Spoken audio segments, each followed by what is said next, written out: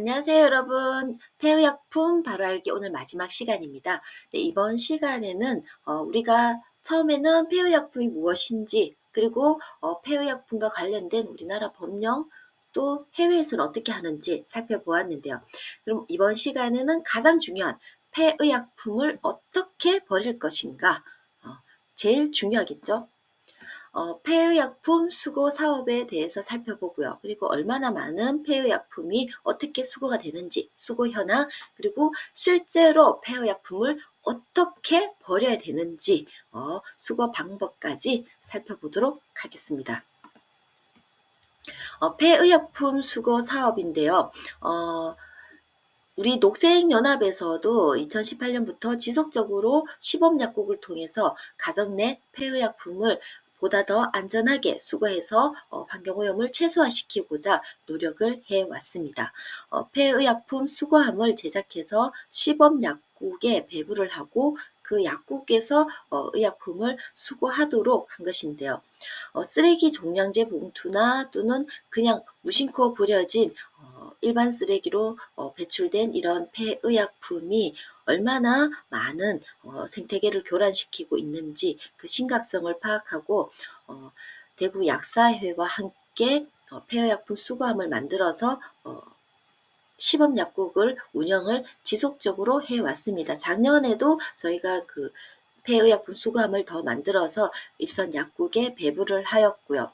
물론 그 약국을 안 가시면 가장 좋겠지만 약국에서 이렇듯 뭐 폐의약품이 수거함이 설치되어 있는 것을 간혹 보실 수도 있는데요. 자, 요게 우리 폐의약품 수거함입니다. 저도 약국에서 이런 폐의약품을 봤을 때 상당히 반가운 마음이 들더라고요. 폐의약품 수거 사업은 2009년 6월 23일 대한약사회를 중심으로 보건복지부 또 환경부의 지원을 받아서 국민건강보험공단, 한국제약바이오협회, 한국의약품유통협회 이 여러 단체에서 협약을 맺고 사업을 함께 시작했습니다. 사실 우리나라에서 폐의약품 수거 사업을 한 역사는 그렇게 길지 않다라는 것을 알 수 있는데요. 그 전에도 폐의약품이 좀 뭔가 어 제대로 배출되어야 되겠다. 또 폐의약품이 인간에게 어떤 해를 미칠 수 있겠다라는 문제 제기는 지속적으로 이루어졌겠죠.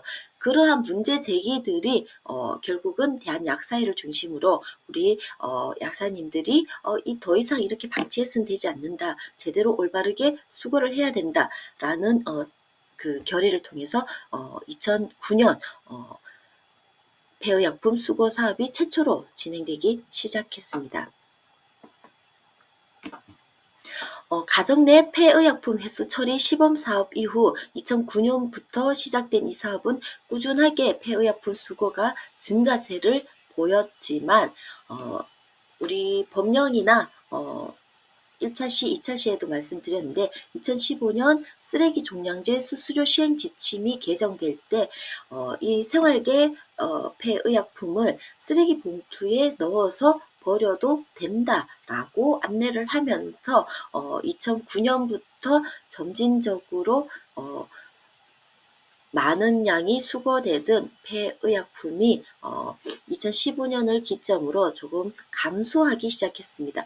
아무래도 그전에는 '이거 따로 버려야 되는구나.'라고 생각하다가 '쓰레기 봉투에 버려도 된다는데.' 라면서 인제 봉투에 쓰레기 봉투에 일반 쓰레기와 함께 버린 경우가 있겠죠.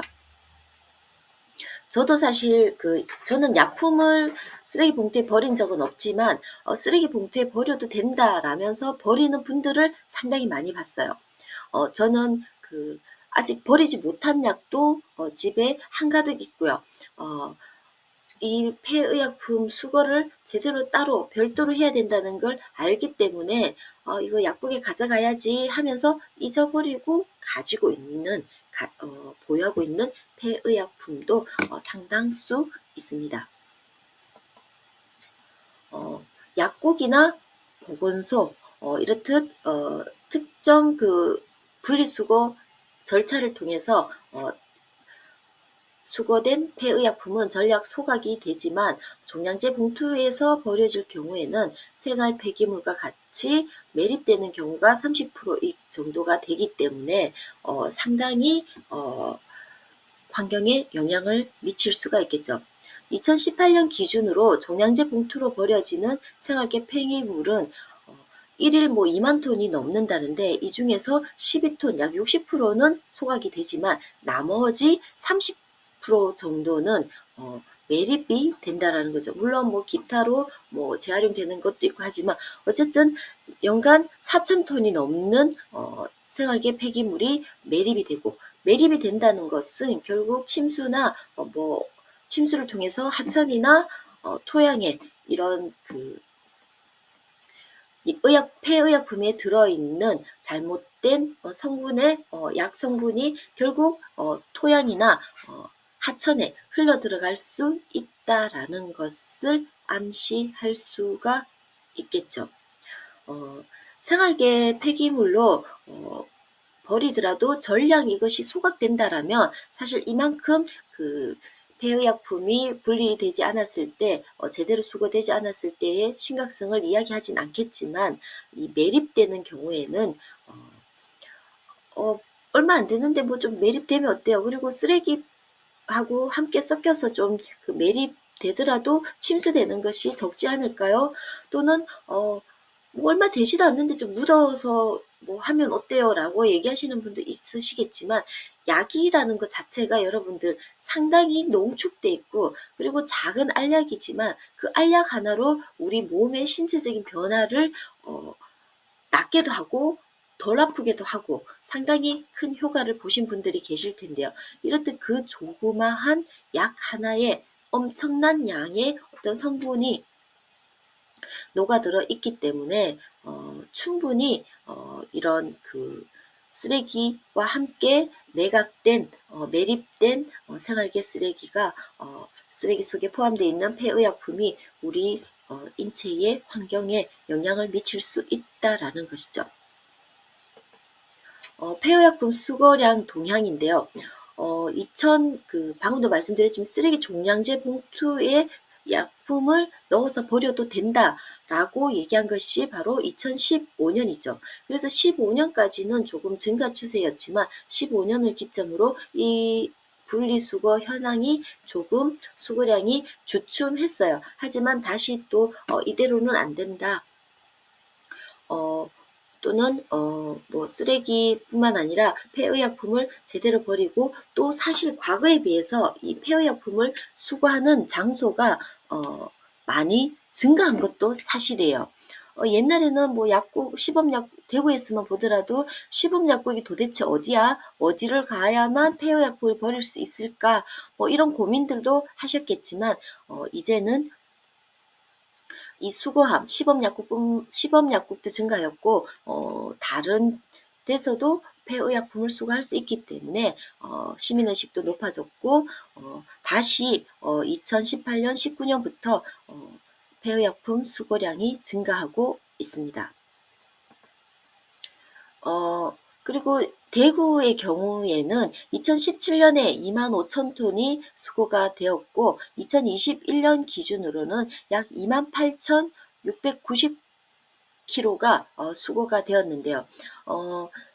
폐의약품 수거량 자체가 지속적으로 2020년에는 조금 내려왔지만 아마 2020년에는 코로나로 인해서 외부 활동 자체가 조금 주춤하던 시기이기 때문에 어쨌든 폐의약품은 따로 분리해서 따로 수거를 해야 되기 때문에 다소 조금 주춤하지 않았나라는 추론을 해봅니다.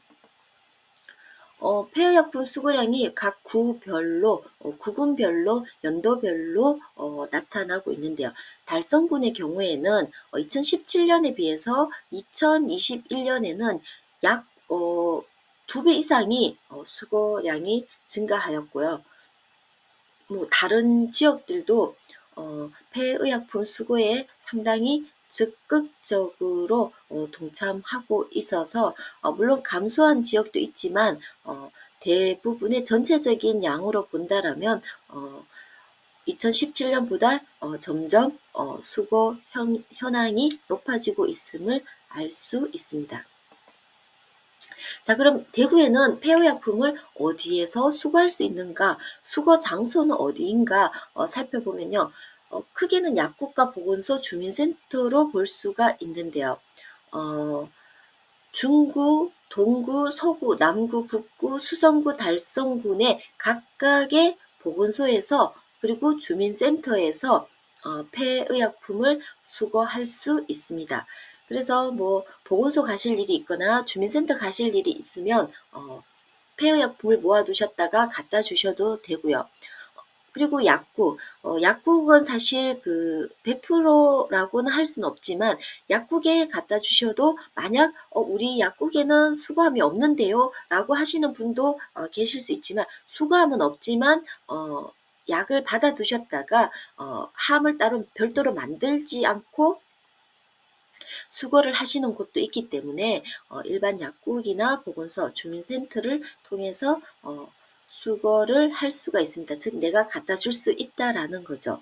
그리고 꼭 대구가 아니다라면 공공 데이터 포털을 통해서 전국의 어떤 그 지역별로 폐의약품 수거 현황, 어디서 수거를 하는지 알 수가 있습니다. 홈페이지에 들어가셔서 검색을 하셔도 되고요. 아니면 그냥 요즘은 워낙 검색이 잘 돼 있기 때문에 네이버나 뭐 이런 데 검색을 하셔도 됩니다. 그러면 뭐 특정 지역, 경남 창녕의 폐의약품 수거 장소 검색을 하시면 또 거기에 대한 자료가 연동이 될 수도 있고요. 공공 데이터 포털로 연동이 될 수도 있고, 연동이 되지 않는다라면 누군가 이미 올려주신 자료를 통해서 폐의약품을 어디에서 수거할 수 있을지 확인할 수가 있습니다. 정말 편리한 세상이 되었죠. 폐의약품 수거 절차는 우리 가정에 있는 가정 내 폐의약품이 방치되고 있죠. 뭐 그래도 함부로 버리지 않고 방치하는 것은 오히려 더 나을 수도 있는데요. 이렇듯 가정에 방치되어 있는 폐의약품을 약국이나 보건소, 행정복지센터를 통해서 수거를 할 수 있습니다. 그리고 보건소나 약사회, 거점 약국이나 유통업체를 통해서 보관하고, 이것은 자체 처리할 수도 있고 또 위탁 처리를 할 수도 있는데 지방마다 지자체별로 이런 그 보관 방법이나 처리 방법은 조금씩 다르기 때문에 자체 처리할 수도 있고 위탁 처리할 수도 있는데 이렇듯 우리 수거나 이 보관하는 이 과정에서는 이 보관 과정을 생략할 수도 있습니다. 가정에서 어떤 약국이나 보건소 등을 통해서 폐의약품을 수거를 하였다라면 바로 처리 과정을 거칠 수도 있고요. 물량이 많지 않아서 이번에 처리하기에는 조금 부족하다라고 판단이 되면 보건소나 거점 약국, 뭐 유통업체를 통해서 보관을 해서 나중에 모아서 처리를 할 수도 있습니다. 이 수거와 보관 과정은 조금씩 변동이 있을 수 있고 보관은 하지 않고 바로 처리를 할 수도 있다라는 절차를 가지고 있고요. 폐의약품 이제 수거 방법을 살펴볼 텐데요. 우리 많은 시간 동안 왜 폐의약품 무엇인지, 왜 폐의약품을 올바르게 분리 배출해야 되는지, 폐의약품이 우리에게 가져다 주는 영향은 무엇인지 살펴보았는데, 해외 사례까지 살펴보았죠. 폐의약품의 수거 방법을 우리가 법령에서 조례해서 지자체별로 홈페이지나 어떤 적극적인 홍보를 해야 된다라고 말씀을 드렸는데요. 편리한 폐의약품 분리 배출에서 대구광역시에서 만든 홍보 안내문입니다. 폐의약품을 2021년 8월부터 보건소나 약국과 함께 행정복지센터에서도 폐의약품 배출이 가능한 것을 홍보를 하고 있습니다. 그리고 올바른 폐의약품 분리 배출 방법도 간단하게 알약, 가루약, 물약, 또 안약, 연고 구분해서 알려드리고 있고요. 그리고 과거에 먹다 남은 약은 동네 약국으로 가져오세요 라면서 약을 함부로 버리면 독이 됩니다 라면서 우리에게 어떤 경각심을 주면서 약을 함부로 버리지 않고 약국에서 올바르게 분리 배출하도록 안내를 하고 있습니다. 자, 그럼 알약은 어떻게 버릴 것인가? 알약은 일단 포장지를 제거를 하셔야 됩니다. 그래서 약들만 모아서 알약만 모아서 만약 병에 들어있다라면 병에서 부어서 한 곳에 모으고요. 만약 이렇게 캡슐로 되어 있다라면 아시죠? 이렇게 누르면 약만 나오게 해서 알약은 약들만 모아서 함께 수거를 해 주셔야 합니다. 뭐 일반 조제 약이나 건강기능식품, 비타민, 오메가3 등 모든 약들, 알약은 한꺼번에 모아서 한 곳에 모아서 배출을 하도록 하고 있습니다. 왜냐하면 여러분들이 잘 아시겠지만 폐의약품을 약국에 가져갔을 때 그 약국의 상황이 특히 물리적인 공간이 상당히 협소한 공간들이 많아요. 약국에서는 우리는 사실 뭐 판매하는 새 약을 놔두기도 조금 부족한데 물리적인 요소가 부족한데 못 쓰는 약까지 이렇게 또 모아두기가 좀 그렇다라고 하시는 분도 계시고요. 또 실제로 폐의약품을 가지고 오시면서 쓰레기와 함께 좀 깨끗하게 이렇게 보관을 해서 가져오시는 게 아니라 약간 더럽게 쓰레기처럼 가지고 오시는 분들도 가끔은 계시기 때문에 약국에서 이것을 폐의약품을 모아서 판매하는 깨끗한 약들과 함께 놔두기 조금 곤란하다라고 난색을 표현한 경우도 있고요. 물론 이렇게 되어서는 안 되겠지만 결국은 우리가 정말 깨끗하게 제대로 약들을 배출해 모아서 분리해서 가지고 갔을 때 약국에서 수거하기가 더 쉽다라는 것이죠. 포장지를 제거해서 약들만 모아서 배출해야 된다. 왜냐하면 부피도 상당히 크기 때문이죠. 뭐 포장되어 있는 거 박스별로 유리병에 들어있는 거 그대로 다 가지고 간다라면 약국에서 이것을 보관하는데 많은 공간을 차지할 수밖에 없겠죠. 네, 그리고 가루약은 사실 부피가 아무리 크다고 하더라도 가루약을 만약에 모았을 경우에는 좀 뭐 공기 중에 또는 뭐 어떻게 쓰든 이 가루가 날아갈 수밖에 없겠죠. 그래서 가루약은 포장지를 훼손하지 않고 포장되어 있는 그대로 뭐 조제약이라면 조제된 대로 원래 가루약이라면 그 가루약이 들어있는 상태로 가루가 날리지 않게 가지고 가야 됩니다. 자, 물약이나 시럽의 경우에는 병째 수거를 하는데요. 하지만 최대한 한 병에 모아서 배출을 유도하고 있습니다. 그리고 물약이나 시럽은 가장 또 중요한 팁 중에 하나가 새지 않도록 만약 뚜껑을 잘못 닫아서 내가 물약을 가지고 갔는데 막 가지고 가다가 흐른다거나 또는 보관하면서 물약을 이렇게 딱 세워서 보관을 하면 좋겠지만 여러 약들을 함께 모으다 보면 물약이 넘어질 수도 있고 병이 넘어질 수도 있고 또 어 조금 깨질 수도 있고 뭐 여러 형태로 물약이 들어있는 이 용기가 훼손이 되면 스며서 나올 수 있기 때문에 새지 않도록 밀봉하는 것도 하나의 팁입니다. 만약 뚜껑을 잘 닫아서 밀봉이 돼서 새지 않는다라면 그냥 가져가시면 되겠지만 조금 불안한데 라고 생각하시면 새지 않도록 밀봉해 주시는 센스도 필요합니다. 그리고 안약, 연고, 바르는 물약 등인데요. 겉에 종이 박스만 분리해서 폐기하고 용기째 배출하도록 권장하고 있습니다. 만약 이런 것들을 억지로 짜서 함께 모아서 배출하려고 하신다라면 또 이 과정에서 또 다른 2차 오염이 있을 수 있으니 결국은 겉에 있는 부피를 좀 줄이기 위해서 겉에 종이 박스를 분리해서 폐기하고 용기째 배출을 유도하고 있습니다. 살펴보셔서 아시겠지만 알약은 약만 수거를 하지만 나머지 약들은 결국 겉에 사용되지 않는 필요 없는 포장지 상자 등은 제거를 하고 그 안에 알맹이 내용들만 용기째 분리하자라는 것을 알 수 있습니다. 폐의약품 수거와 관련된 각종 사진들인데요. 자, 양쪽이 두 개는 우리 녹색연합에서 실시한 폐의약품 수거함과 관련된 홍보 사진이고요. 그리고 가운데 사진은 달서구에서 시행하고 있는 뭐 폐의약품 수거 관련 캠페인 사진입니다.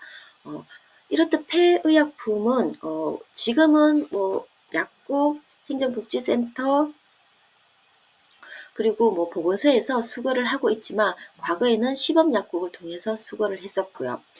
폐허약품 수거가 지역별로 그 지역에 맞는 가이드라인을 정한다거나 또는 그 지역에 맞는 유동성 있는 다소 탄력적인 이런 폐의약품 수거 방식을 도입한다라면 주민들의 혼선 없이 올바른 폐의약품 분리 수거가 가능할 것이다 라고 볼 수 있습니다. 앞에도 말씀드렸지만 광주 광산구의 경우에는 경로당에도 폐의약품 수거함을 설치하여서 경로당을 통해서 좀 더 쉽게 폐의약품을 수거하는 데 앞장서고 있습니다. 이번 시간까지 우리가 폐의약품이 가져오는 문제, 그리고 폐의약품의 어떤 관련된 법령, 그리고 어떻게 하면 올바르게 폐의약품을 분리 수거할 수 있는지 살펴보았고요. 이건 단순한 강의로 끝나는 것이 아니라 여러분들이 더 적극적으로, 능동적으로 폐의약품을 이대로 버려서는 안 되겠다. 우리 시민들이 동참해서 제대로 올바르게 알고 바로 수거하자라는 이런 의식을 가지고 다른 분들에게도 또는 내 가족들에게 생활화시키는 것이 중요하다라고 볼 수가 있습니다. 여러분들 지금까지 우리가 폐의약품에 대해서 살펴보고요. 어떻게 하면 폐의약품을 올바르게 분리 배출할 수 있는지 살펴보았습니다. 네, 수고하셨습니다.